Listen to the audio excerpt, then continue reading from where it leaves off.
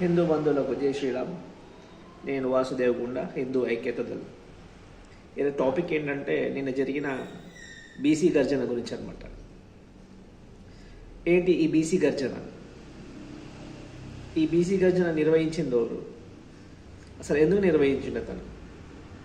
అసలు నిజంగా మన భారతదేశంలో మనకు ఇన్ని కులాలు ఉండేవా? అంటే మన శాస్త్రాల ప్రకారం, మన గ్రంథాల ప్రకారం ఎన్ని కులాలు ఉండేనా? మరి అంతకుముందు లేనివి ఇన్ని ఎందుకు వచ్చాయి?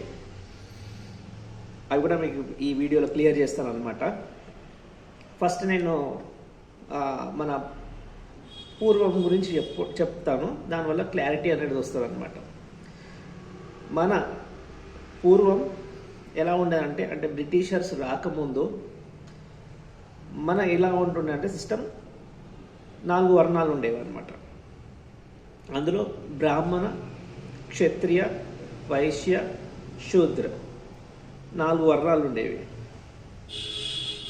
బ్రాహ్మణ పురోహితం చేసేవాళ్ళు, అంటే ఇప్పటికీ అర్చకులు ఉన్నారు, వాళ్ళని ఫస్ట్ కేటగిరీలో. దాని తర్వాత సెకండ్ కేటగిరీ క్షత్రియ. క్షత్రియులు ఏం చేసేవాళ్ళు? కింగ్స్ అనమాట. దే ఆర్ రూలర్స్, రూల్ చేసేవాళ్ళు అనమాట. అంటే ఎలా అంటే శత్రువు ఎవరు కూడా మన భారతదేశంలో అడుగుపెట్టనియకుండా కాపాడేవాళ్ళు అనమాట. దాని తర్వాత వైశ్యాస్, వాళ్ళు ఏం చేసేవాళ్ళు అంటే బిజినెస్ చేసేవాళ్ళు అనమాట. ఇప్పుడైతే ఎవరైతే వైశ్యాస్ సేమ్. దాని తర్వాత వచ్చేది శూద్ర. ఈ శూద్రులు ఎవరు? చేతి వృత్తులు చేసుకునే వాళ్ళందరూ శూద్ర దాంట్లోకి వస్తారనమాట.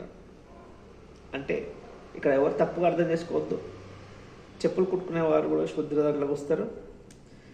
మత్స్య అంటే ఏదైతే చేపలు పట్టుకునే వాళ్ళు ఉంటారో వాళ్ళు శూద్రుల్లోకి వస్తారు. అందరు ఇంకా రైతులు, ఇంకా ఇంకా ఏవైనా కానీ చేతికి సంబంధించి చేసే వృత్తులన్నీ కూడా శూద్రుల దాంట్లోనే వస్తారనమాట. మరి 4 వర్ణాలు ఉండేటి ఇన్నెందుకు అయ్యాయి? మనం ఎప్పుడైనా ఆలోచించామా? ఆలోచించలేదు కదా. నేను క్లారిఫికేషన్ నేను ఇస్తాను అక్కడ. అయితే ఎప్పుడైతే మన భారతదేశంలో మళ్ళా వీళ్ళే ప్రైజ్ ద లార్డ్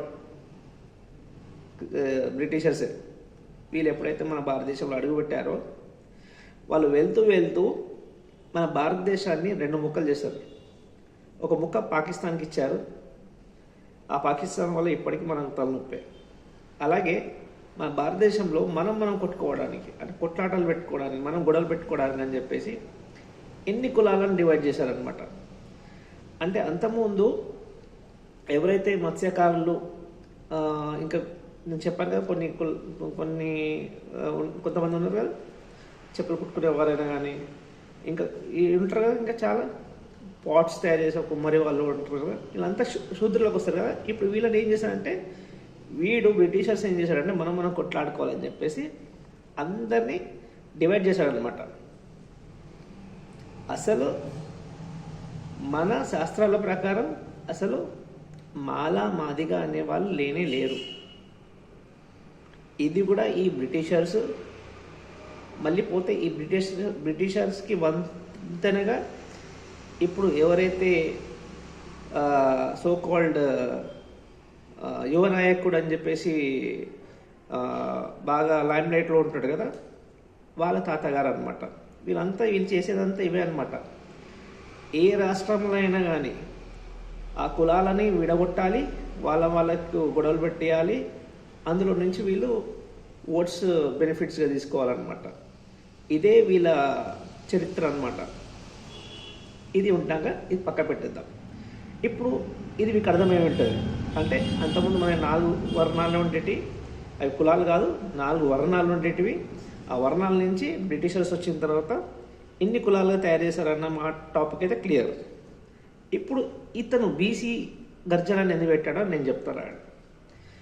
బీసీ గర్జనని పెట్టి ఎవరైతే బ్యాక్వర్డ్ క్యాస్ట్లో చాలా కులాలు ఉన్నాయి కదా, వాళ్ళని ఒక సపరేట్ సెక్షన్గా తయారు చేసి వీళ్ళని ఇప్పుడు ఇతను ఏమంటున్నాడంటే రెడ్డిస్, పోతే వెల్మాస్, ఇంకా ఫార్వర్డ్ క్యాస్ట్లో చాలామంది వస్తారు, అంటే మన క్షత్రియస్ కూడా వస్తారు, బ్రాహ్మిన్స్ కూడా వస్తారు, ఇంకా కమ్మాస్ వీళ్ళందరూ వస్తారు అనమాట. వీళ్ళని బూచిగా చూపించి చూడు వీళ్ళు తక్కువ సంఖ్యలో ఉన్నారు, మన బీసీ వాళ్ళం మనం ఎక్కువ సంఖ్యలో ఉన్నాం, మనకేమో బెనిఫిట్స్ తక్కువ వస్తున్నాయి, వాళ్ళేమో బెనిఫిట్స్ తీసుకుంటున్నారని చెప్పేసి బీసీకి ఫార్వర్డ్ క్యాస్ట్కి అంటే ఫార్వర్డ్ క్యాస్ట్ అంటే ఓసీ అనమాట, వీళ్ళకి తగాదాలు పెట్టిద్దామని ప్లాన్లో ఉన్నాడు అనమాట ఇతను. ఇక్కడ తగాదాలు పెట్టుకునేది ఎవరు? మళ్ళీ హిందువులే. ఎందుకంటే బ్యాక్వర్డ్ క్యాస్ట్లో ఉండేది హిందువులే, ఫార్వర్డ్ క్యాస్ట్ ఓసీలో ఉండేది కూడా హిందువులే అనమాట. ఇది ఈ బీసీ క్యాస్ట్ అని చెప్పేసి ఎవడైతే వాడెంట తిరుగుతున్నాడు కదా, వాళ్ళకి ఇవన్నీ తెలియదు అనమాట. అరే మనం కొట్లాడుకునేది హిందువులు కొట్లాడుకుంటున్నాం అని చెప్పి వాడికి కూడా సొయ్యి ఉండదు అనమాట.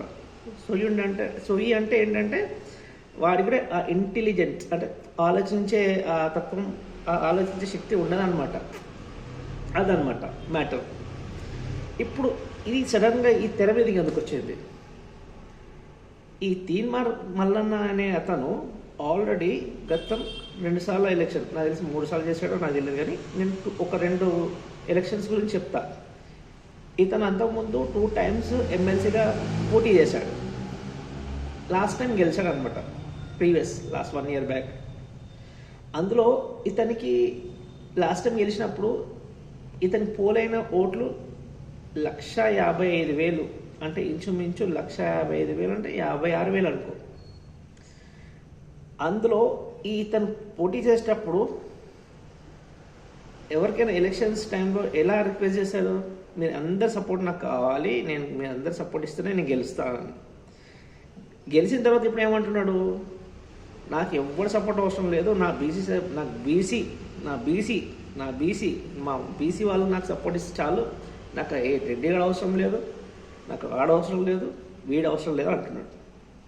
అంటే దీనివల్ల ఏంటిది అంటే రెడ్డీస్కి కాపుస్కి, అంటే కాపు అంటే కాపులు, కాపుస్ అంటే కాపులు, మళ్ళీ రెడ్డీస్కి, మళ్ళీ గౌడ్స్కి, మళ్ళీ రెడ్డీస్కి, మళ్ళీ యాదవ్స్కి తగాదాలు పెట్టేయడమే కదా దీని కాన్సెప్ట్. ఇదన్నమాట. ఇప్పుడు ఇవన్నీ ఏం చేస్తున్నాడు వీడు అంటున్నందుకు క్షమించండి, ఎందుకంటే హిందువుల మధ్య తగాదాలు పెట్టించేవాడిని అలాగే అనాలి, వీడనాలి, అవసరమైతే ఊసర వెళ్ళి అని కూడా అనాలి. రీసెంట్గా ఇతనికి ఏంటంటే ఎమ్మెల్సీగా గెలిచాడు కదా, మినిస్ట్రీ పదవి కావాలన్నమాట. ఇప్పుడు మనోడికి మినిస్ట్రీ పదవి వచ్చేలా లేదు. ఇప్పుడు ఏం చేయాలి? ఇట్లా తగాదాలు పెట్టేయాలి. ఇదే అన్నమాట. వాడి సొంత స్వలాభం కోసం హిందువుల మధ్య తగాదాలు పెట్టేయడం అనేది ఒక కాన్సెప్ట్ పెట్టుకున్నాడు. మన మధ్య మనకి తగాదాలు పెట్టు. అస్సలు ఈ బీసీలకు ఫార్వర్డ్ క్యాస్ట్లలో ఈ జోలికి పోవద్దు. హిందువులు మనం ఐక్యమత్యంగానే ఉండాలి. ఒక గణాంక చూసుకుంటే కనుక మనకంటే గొడవలు పడడం వల్ల మొన్న సర్వే ప్రకారం ముస్లిమ్స్ జనాభా బాగా పెరిగిందని తెలిసింది. 45 లక్షల మంది ముస్లిమ్స్ ఉన్నారనమాట. మన క్యాస్ట్ వైజ్ మనం అందరము డివైడ్ అయితే ముస్లిమ్స్ అనేవాళ్ళు పెరుగుతారు. ఇది కూడా వాళ్ళ ఇంకో టాక్టిక్ అనమాట. సో ఇక మీదట ఇలాంటి ఎవరైతే మనల్ని డివైడ్ చేసి, మనం అందరం హిందువులం, no backward caste, no forward caste, మనం అంతా ఐక్యమత్యంగా ఉండాలి, మనం అంతా ఒకటే. సో నేనేమంటున్నానంటే ఇలాంటి ఎవరైతే టాక్టిక్స్ తోటి వస్తారో, అంటే బ్యాక్వర్డ్ క్యాస్ట్ని మనలో మనకు తగాదాలు బట్టి రెడ్డిస్ మీద దాడి చేయించడానికి ఏమైనా చెప్పి, లేదంటే బ్రాహ్మిన్స్ మీద దాడి చేయించే ప్లాన్స్, అట్లాంటి ఐడియాస్ ఇచ్చి మనల్ని ఎవరైతే ఉద్రిక్తపరుస్తారో ఇలాంటి వాళ్ళని మనం సమాజం నుంచి దూరం పెట్టాలి. ఇదనమాట వీడియో కాన్సెప్ట్. ఒకవేళ మీకు నచ్చితే కనుక లైక్ కొట్టండి, షేర్ చేయండి, నా వీడియోని కొద్దిగా వైరల్ చేయండి. జై శ్రీరామ్.